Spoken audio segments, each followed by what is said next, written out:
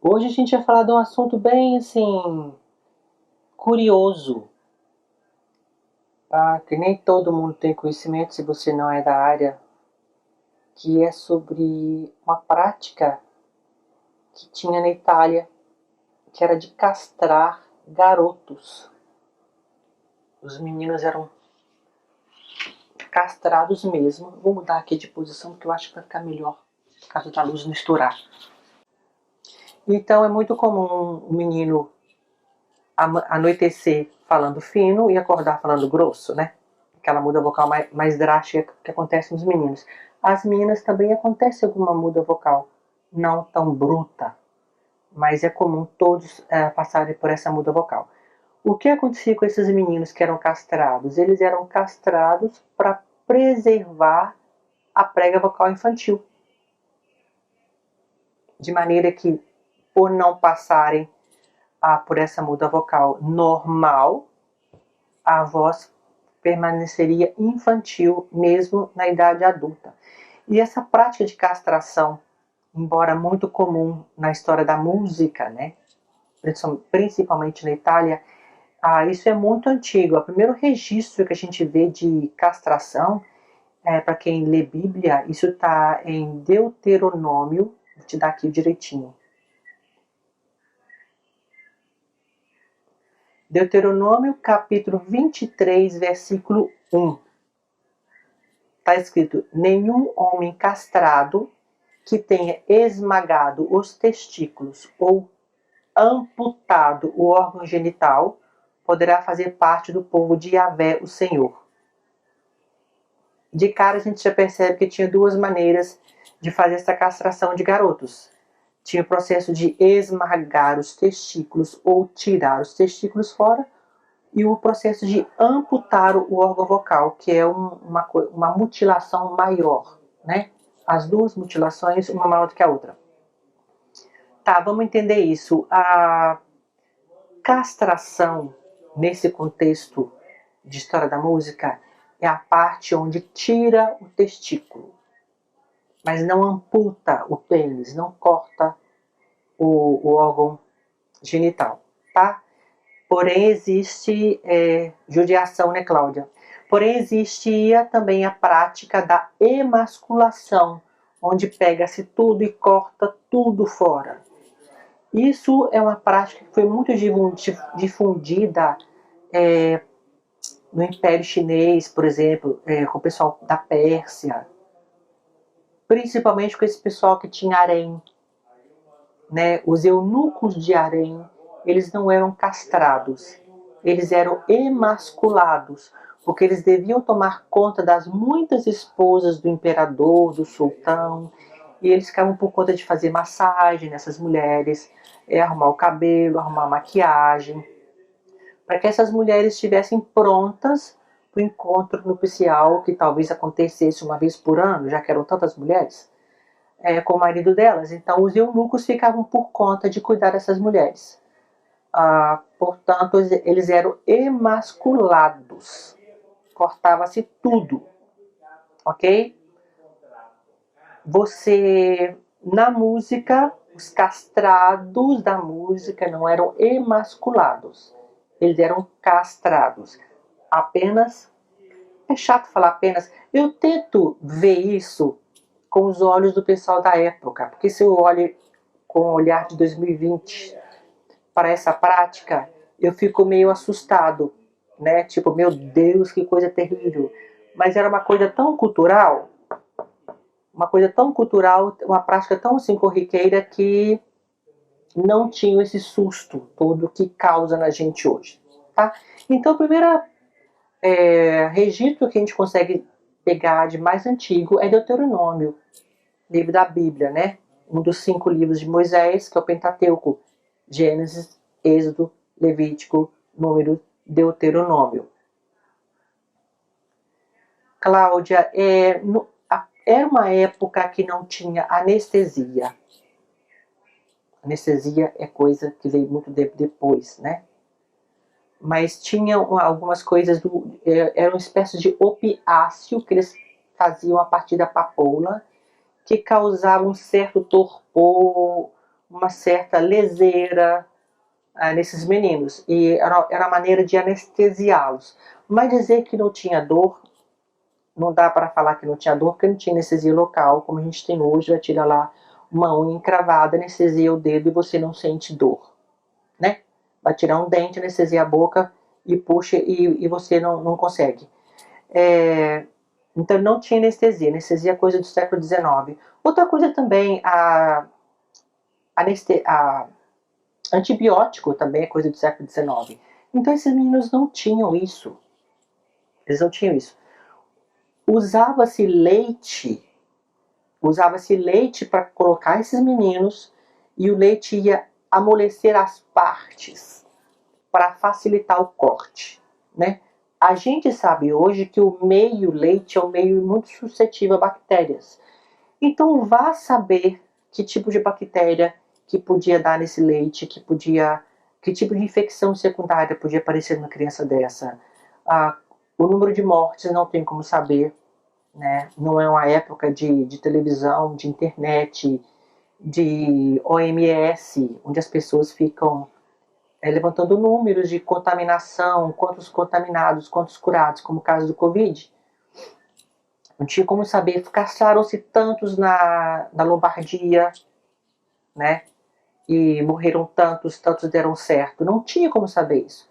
Então, são vidas que certamente perderam-se e caíram no esquecimento disso. Era importante a castração acontecer antes da puberdade. Então era muito comum castrar com 9, 10 anos no máximo, já forçando a barra. Porque algumas mudas vocais começam a cambiar, tá? Pode ocorrer aos 10 anos, né? Então era uns 8, 9 anos, pensa assim, pré-adolescente, para acontecer. Por volta de 781 antes de Cristo, os chineses já faziam essa coisa da ablação total da genitália dos garotos, que seriam eunucos de harém. Então é uma prática muito antiga. Persas faziam isso quando eles tomavam por guerra um povo. O que eles faziam? Eles tomavam as terras, tomavam as posses, tomavam as mulheres, tomavam as crianças e castravam todos os homens, para a partir daquele momento aquele povo não se perpetuar. Então a castração também era arma de guerra. Agora, como que isso foi chegar na música? Ninguém sabe. Em algum momento, alguns cantores espanhóis, com uma voz bem diferenciada, talvez eunuco, a parte da pesquisa ainda não descobriu isso a fundo, cantaram de maneira muito diferente, muito única, muito angelical, é o que dizia, eram anjos cantantes. E aí a Itália gostou daquilo. E a partir desse momento a Itália começou a incorporar isso. Agora você vê, a Igreja Católica, cuja Bíblia fala que não pode ter amputação de membro, não pode ter corte de testículo, que senão essa pessoa não poderia servir ao Senhor Javé. A Igreja Católica tinha os seus coros formados por homens cantando em falsete e crianças, menininhos, né? Então, como coro de crianças hoje, a gente tem coro de... É muito comum ter coro de meninos e homens, né? Os meninos as vozes agudas e os homens as vozes adultas, masculinas, tipo tenores e baixos. E os meninos fazendo contralto soprano. Só que esses meninos chegam na adolescência, a muda volta, a muda acontece, e eles vão para a fila de trás para cantar tenor ou baixo. Então é aquela eterno fomento de crianças para esse coro. Quando a Igreja Católica descobriu a beleza do som de um homem adulto castrado, o que ela fez? Ela entrou numa incoerência de, muito embora a Bíblia condene, eu vou permitir que crianças sejam castradas ad honorem Dei. O que é isso? É um termo em latim que significa para a glória de Deus. Então aquele coro da Capela Sistina no Vaticano, que por muito tempo era formado de crianças e falsetistas, começou a ser renovado com castrato. Colocava um cantor castrado, castrato do italiano, tá? Que significa castrado em português, e como toda palavra, todo substantivo masculino terminado em o no italiano faz plural com i, castrato vira castrati, que traduzindo seria castrado, castrados, tá? Então, esses castrates, castrados foram entrando, até o ponto que o coro da Capela Sistina virou um grande coro de castrado. E era o melhor coral do mundo, né? Então, e como que foi feito isso? Foi feito um acordo com os governadores da época,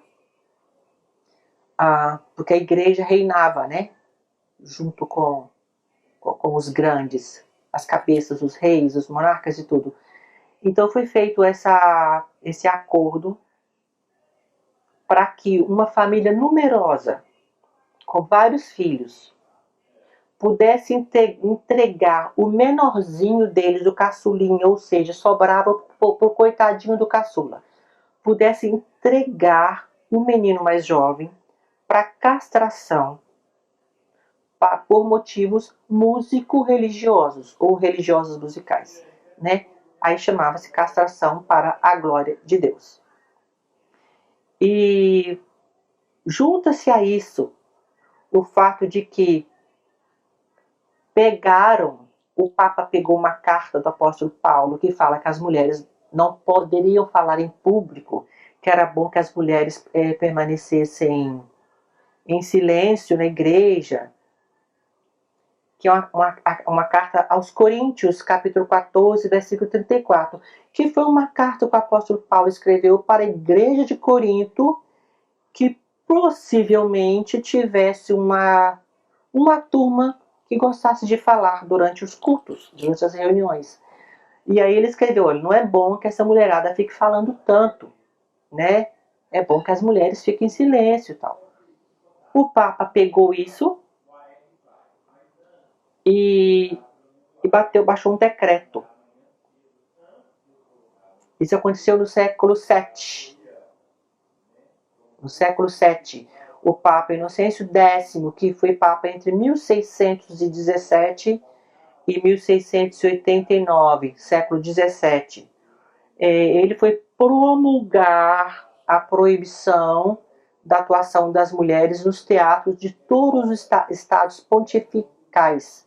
Então, todos aqueles estados que o Papa comandava enquanto governante, mulher não poderia, já não atuava nada no serviço litúrgico, já era proibido. Ele estendeu isso para o serviço de teatro. Então, mulher não podia atuar. Mulher não era, as mulheres não eram permitidas fazer arte de música.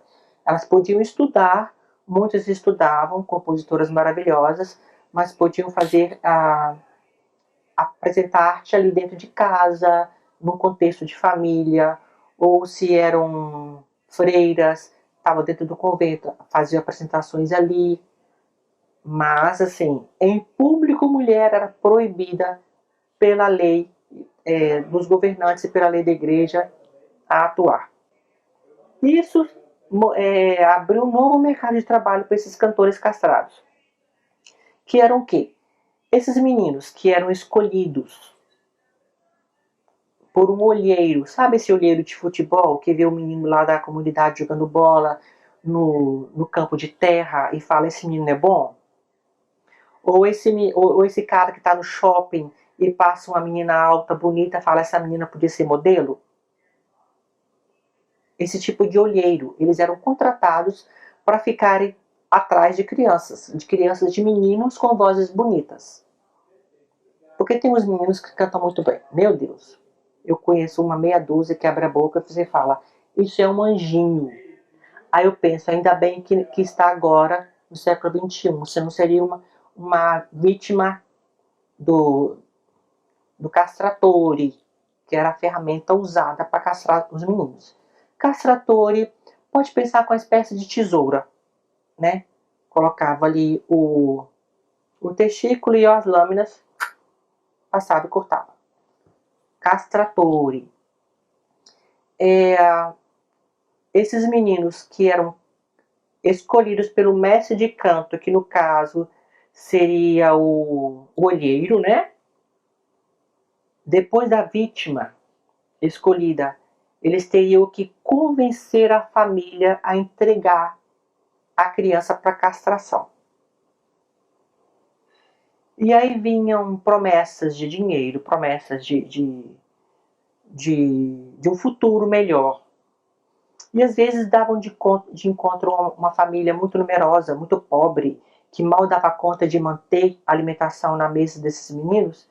E eles falavam, olha, se o seu pequenininho vai, a partir da castração, morar em um conservatório de Nápoles, por exemplo, que é um dos mais famosos, lá em Maiella, onde o grande professor Paolo Porá deu aula. Lá ele vai ter um estudo que vai dar para ele uma profissão. Não se tem registro que os olheiros sequestravam crianças, não, tá? Não se tem esse registro. Então vou dizer que não. Até que alguém encontre um documento dizendo isso. Os musicólogos encontram, que está sempre encontrando documento novo, vou dizer que não. Mas pode ser que sim. Veremos o que a musicologia nos revela ao longo dos anos que virão de pesquisa. O maestro de canto falava com os pais, olha, ele vai para um conservatório e vai estudar por, no mínimo, 6 anos. De graça, não vai pagar. A gente vai dar para ele cama macia, comida, várias refeições por dia.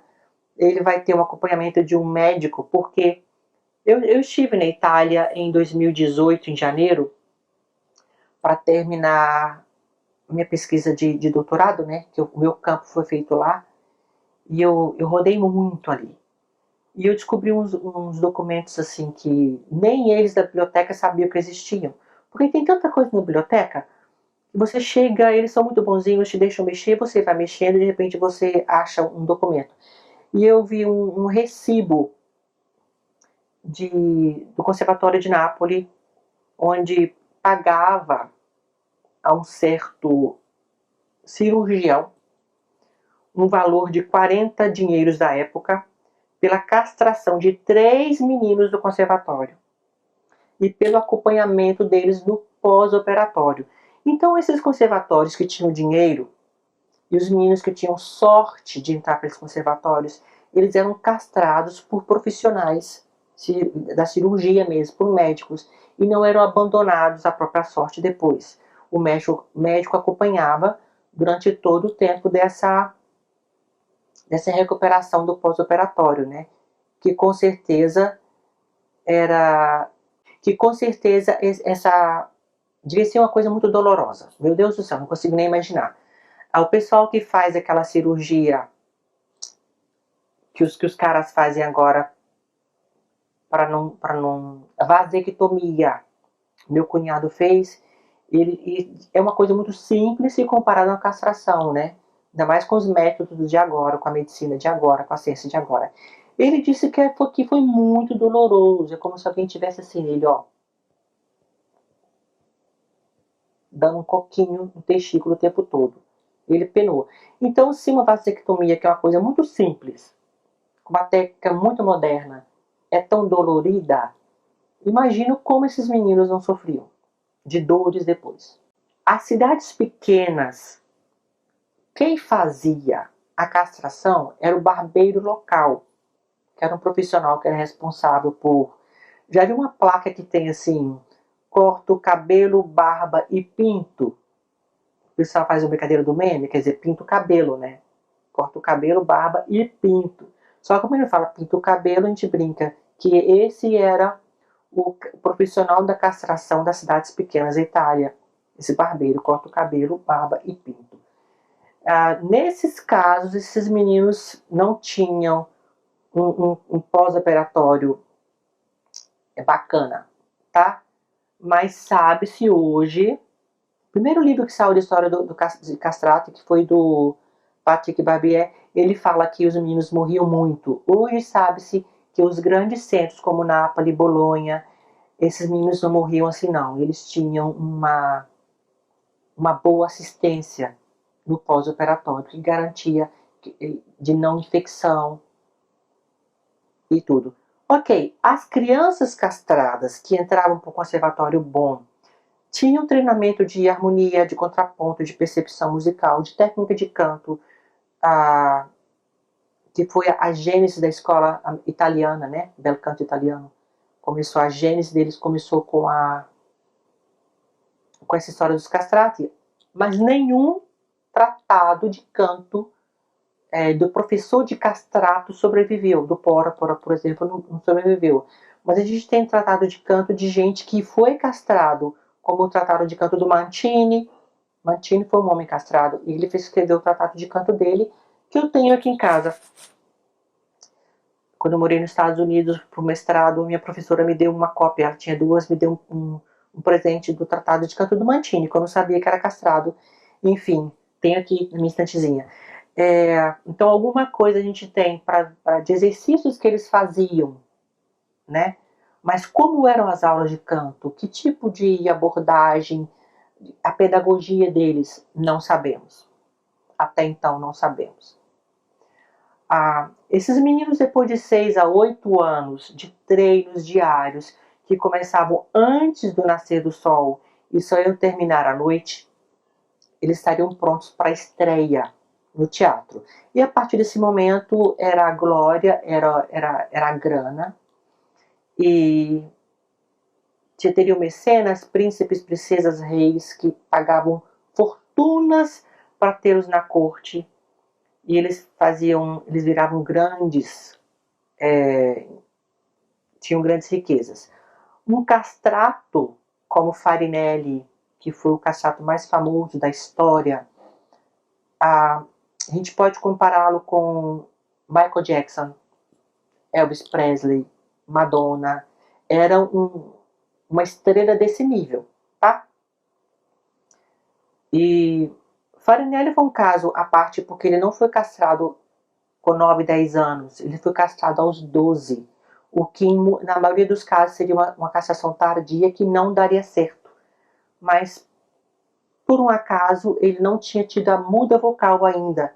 Então, a muda vocal dele não tinha acontecido até os 12 anos. O que para ele foi uma sorte nesse sentido de castrou e deu certo. Por que eu falo castrou e deu certo? Porque tinha os casos do que castrou e não deu certo. O puro fato de castrar o menino não era garantia de uma voz. Para um teatro, para uma carreira, para uma ópera. E o que acontecia com esses meninos que eram castrados e a voz não funcionava? Eles eram chamados de castrato que perdeu a voz. O que era muito mais triste.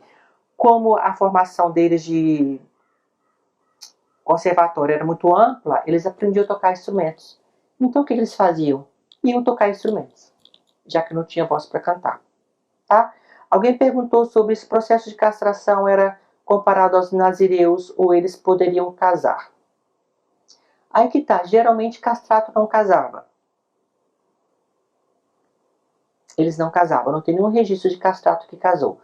Tem assim alguns fatos, mas assim a gente desconfia que isso seja um tanto quanto romanticizado, de que eles se tornavam amantes de mulheres ricas e poderosas, porque era uma garantia de que elas podiam ter relação sexual extraconjugal sem correr o risco de engravidarem fora de casa, né? Então, falam isso, mas é difícil provar. É difícil provar que isso acontecia. Mas se não é de se assustar que algum caso possa ter acontecido.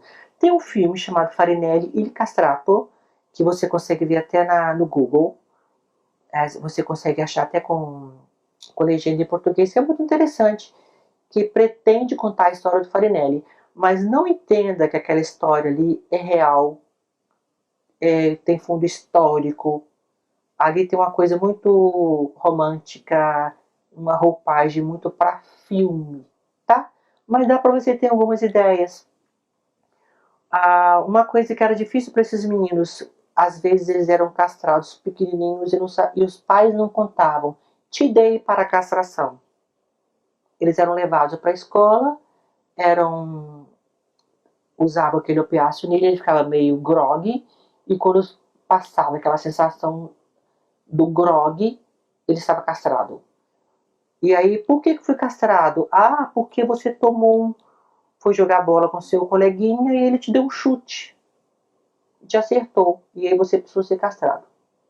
Mentira. Ah, você era menorzinho, você tomou um coice de um cavalo.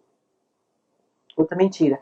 Ah, você foi pular uma cerca e caiu com a perna aberta no toco e você esmagou seus testículos, aí tivemos que cortar. Então tinha várias mentiras para convencer esses meninos de que eles não tinham outra opção a não ser a castração, né? Naquela idade jovem lá. Porque imagina uma criança cortar.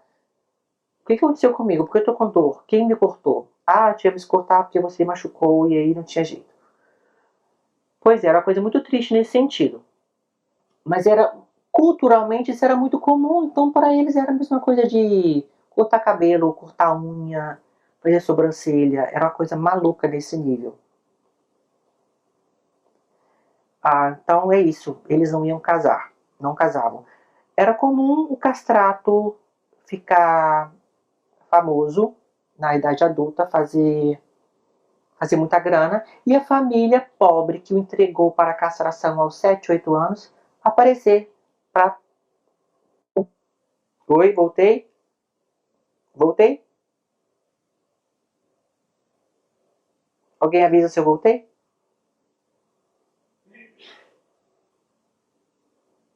Ei! Tá bem, Jéssica? Aqui. Então, como eu estava dizendo, o que esses castratos faziam? Esses castrati, plural, né? Eles se afastavam da família, não tinha mais contato com eles, e tiravam o nome de família e adotavam um pseudônimo. Ricardo era o nome de Farinelli. E a partir de algum momento ele deixou de ser Ricardo e adotou o pseudônimo de Farinelli, que é uma maneira de se afastar da família, porque tinha essa mágoa de fui castrado e eu não tive nem chance de dizer se eu queria ou não. Tá? Qualquer problema com áudio e vídeo vocês me falam, porque tecnologia tem dessas coisas. Fizeram grandes carreiras nos teatros, fizeram grandes fortunas. E uma coisa engraçada, a gente que tem testosterona, ela é o hormônio responsável para que em algum momento na sua vida o seu braço pare de crescer, você pare de ficar tão alto, você se estabilize uma certa estatura. A glândula que produz a testosterona é o testículo. Se você tem 2 e tira 1, aquele testículo é o bastante para produzir testosterona para o seu corpo. Se você tira 2, você não produz mais testosterona e aí vai ter que fazer a reposição do hormônio de maneira artificial. Tá?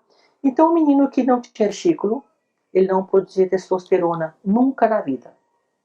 Com isso, a inibição natural do hormônio de crescimento que deveria acontecer lá pelos 20, 21 anos, não acontecia.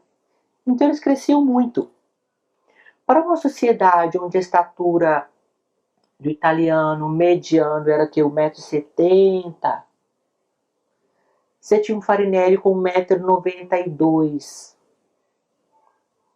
Em uma época que era muito comum as pessoas morrerem até os 40 anos, o Farinelli viveu até 70 e tantos, né?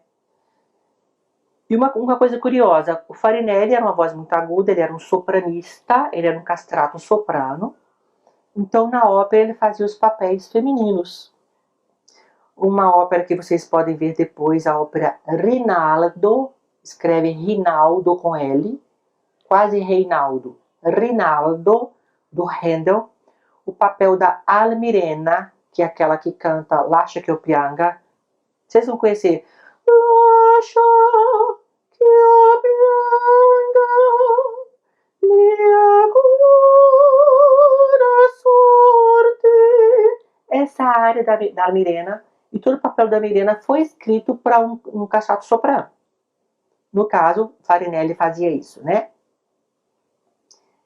E aí o que acontece? É um jogador de basquete que cantava muito. E colocava-se um vestido no Farinelli, ele entrava para cantar, ele era fazia o papel feminino, né? Aí entrava o Rinaldo, que é um papel de herói cristão, de 1,65 m, 1,70 m, perto de uma ala Mirena de 1,90 m. Então, assim, era engraçado para quem via. A gente tem caricaturas da época que o pessoal desenhava assim, o tenor e desenhava o castrato, assim, gigante perto dele. Isso é um efeito colateral da castração. Um outro efeito é que esses meninos podiam juntar depósito de gordura em locais típicos femininos. Por exemplo, um bumbum mais arredondado, uma região de um certo culote, uma certa anca, uma certa gordurinha na região do peito. E aí você colocava uma roupa de mulher num cara que tinha esse tipo de corpo e vestia perfeitamente, porque ele tinha um corpo bem andrógeno, né? Mas era engraçado, porque era uma mulher gigante perto de um homem pequenininho. E isso, por muito tempo, foi assim. Até o momento que começou, o gosto estético mudou. O pessoal começou a cansar daquelas figuras vocais todas. Começou a achar muito estranho aquelas figuras grandes cantando e veio aquela coisa de revoluções e os governadores começaram a falar de que vale um canhão sem bala. De que vale um canhão sem bala. Então, de que vale um homem sem culhões. E as coisas foram mudando e a igreja entrou nessa também e proibiu a castração. A partir desse momento não podia castrar mais ninguém, né? E as mulheres foram autorizadas a cantar, elas estavam prontas. Quando falaram mulherada maravilhosa, vem pro palco, elas estavam prontas. Então elas viraram rivais de pau a pau com as estrelas castrate da época. E assim, se você tinha um castrato que cantava muito, papel de soprano, vinha uma soprano que cantava muito papel de soprano. Só que você pegava o soprano de 1,65 m, colocava a roupa nela, ela ficava graciosamente fazendo um par romântico com um cara de 1,70 m, né? Então eles preferiam ter uma mulher fazendo papel feminino do que o castrato. Com isso, o castrato foi tendo, os castrados foram tendo menos mercado de trabalho. E as mulheres foram avançando nisso aí. Quando a Itália já não tinha mais o que oferecer nesse sentido, apareceu Portugal, que cismou de fazer na Capela Patriarcal de Lisboa, ponto e circunstância como era feito no Vaticano.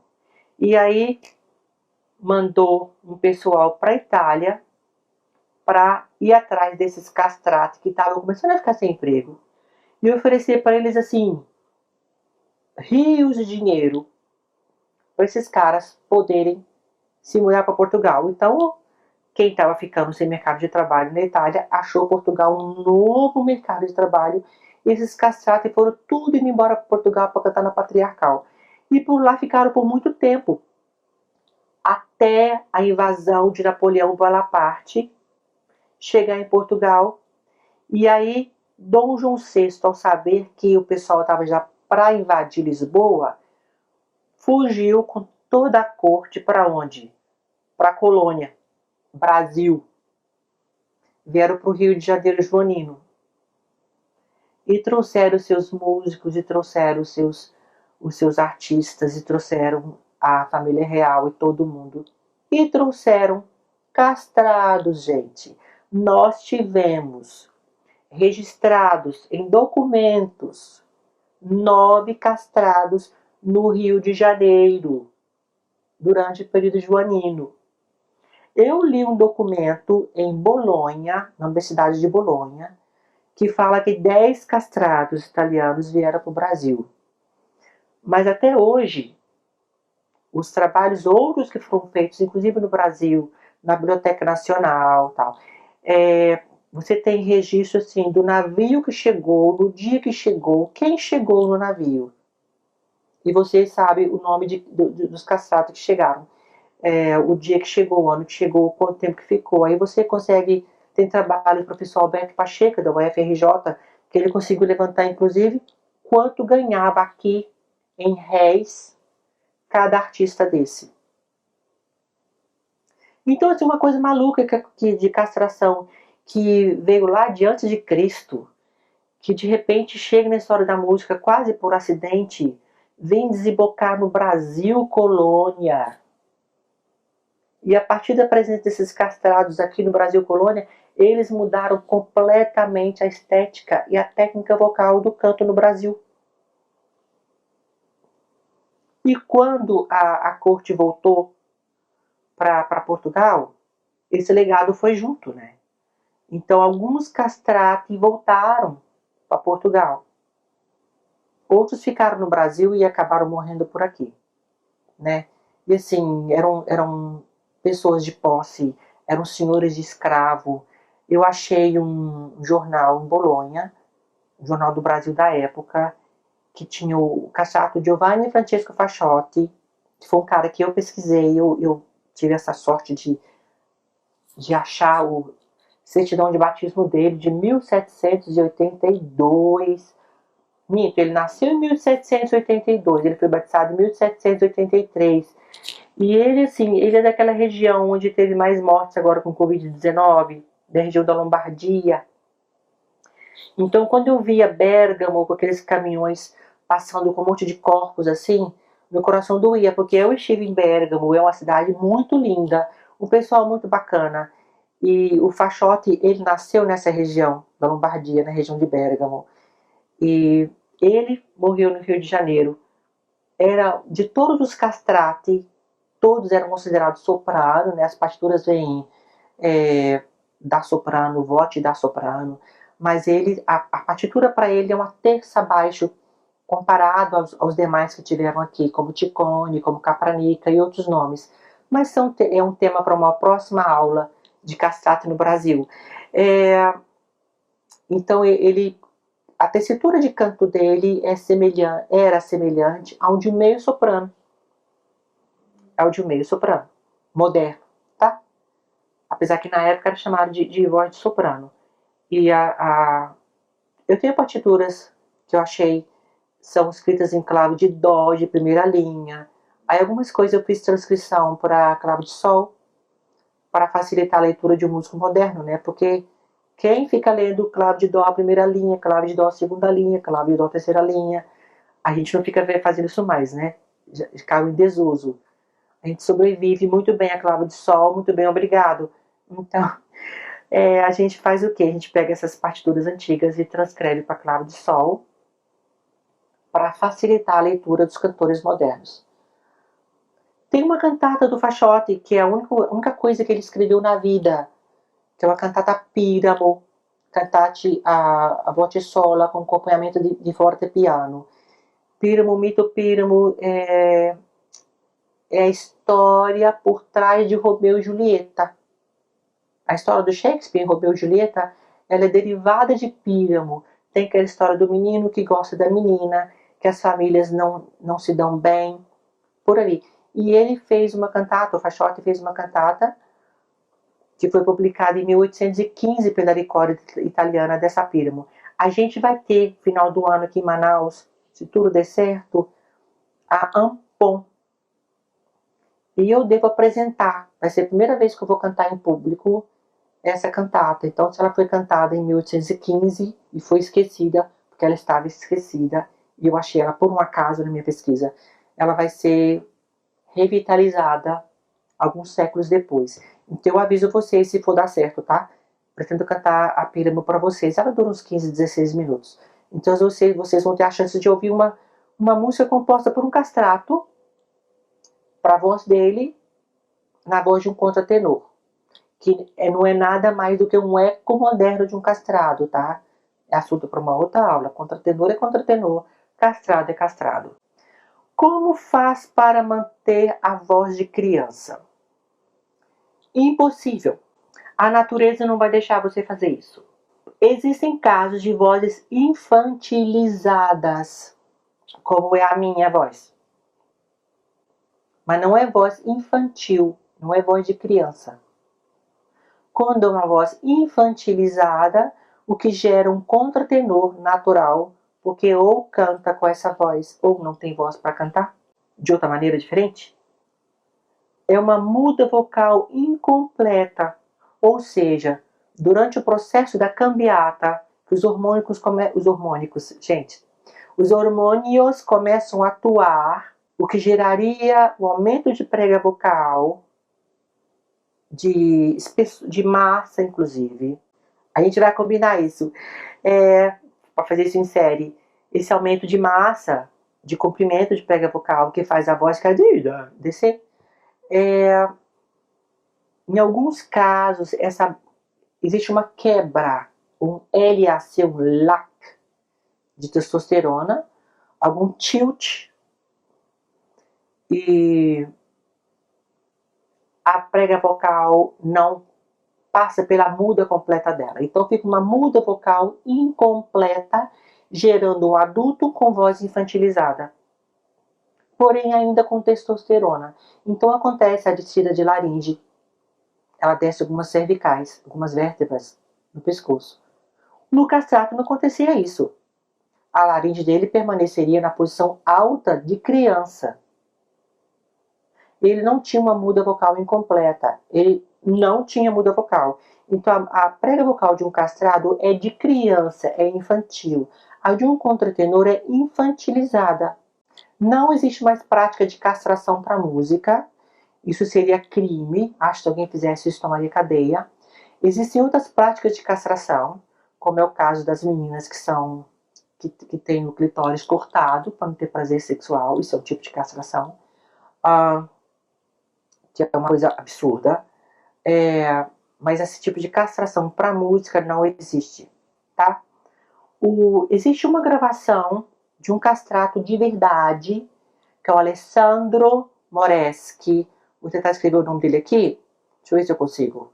Joga esse nome no YouTube que você vai ver. Foi feita uma gravação por volta de 1920, por aí, meados.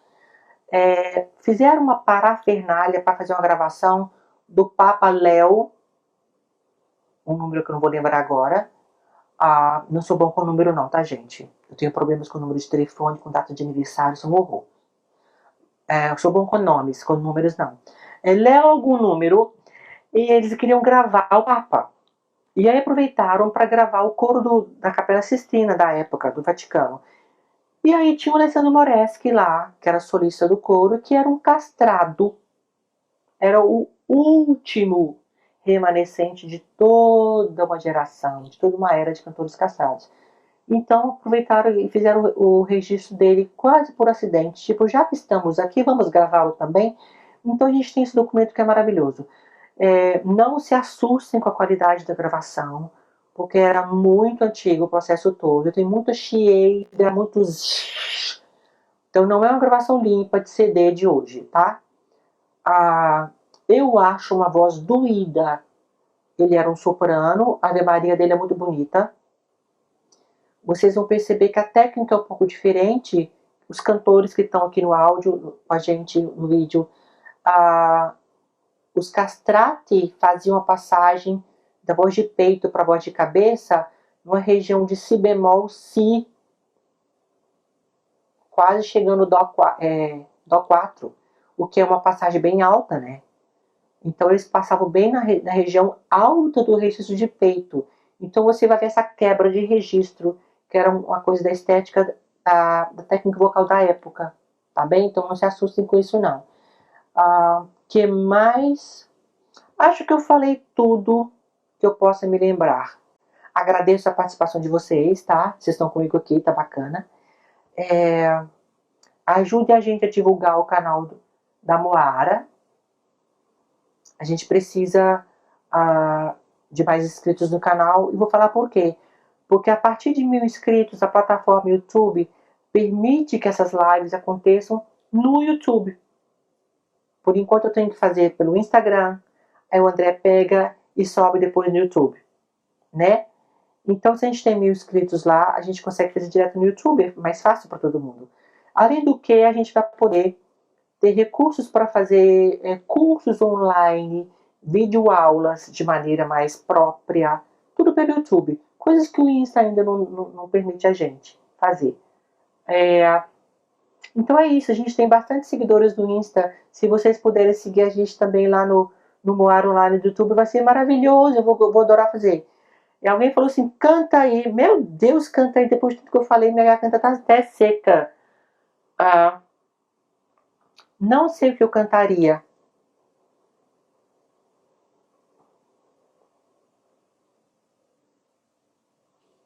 Um pedacinho, tá?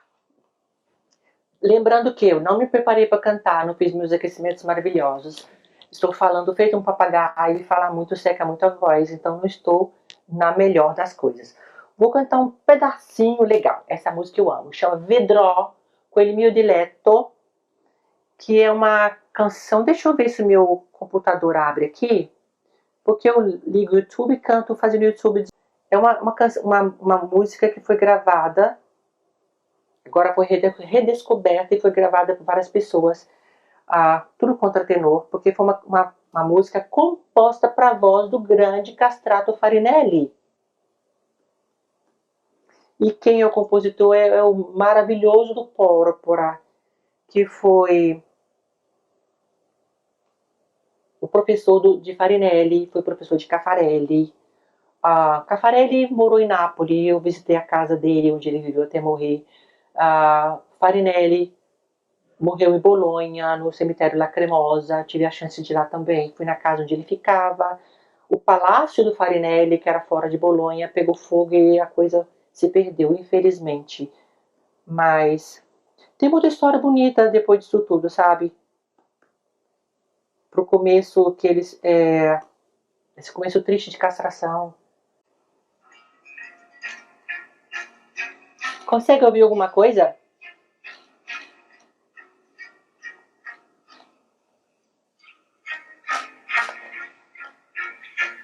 Enfim, eu...